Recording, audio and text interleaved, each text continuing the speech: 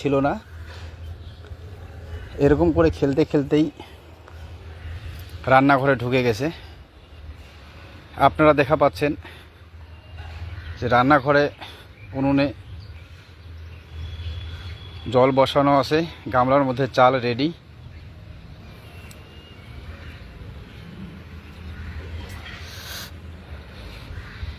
এরকম টাইমেই যেটা সূত্র মারফত খবর যে দেখতে পায় যে দুটো সাপ এরকম খেলতে খেলতেই রান্নাঘরের দিকে আসতেছে।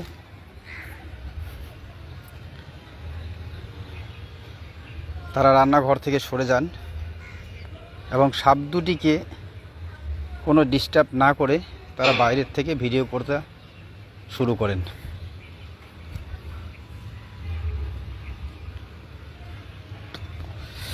যদিও এই সময় সাপেদের ডিস্টার্ব না করাই ভালো, সাপ কিংবা কোনো জীবকেই এরকম ডিস্টার্ব না করা ভালো। এবং বাড়িওয়ালা খুবই ধৈর্য এবং ভালো মানসিকতার পরিচয় দিয়েছেন এই ভিডিওতে।